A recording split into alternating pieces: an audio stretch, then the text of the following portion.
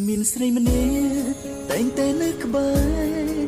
នៅមើលថែខ្ញុំទាំងឈឺទាំងជី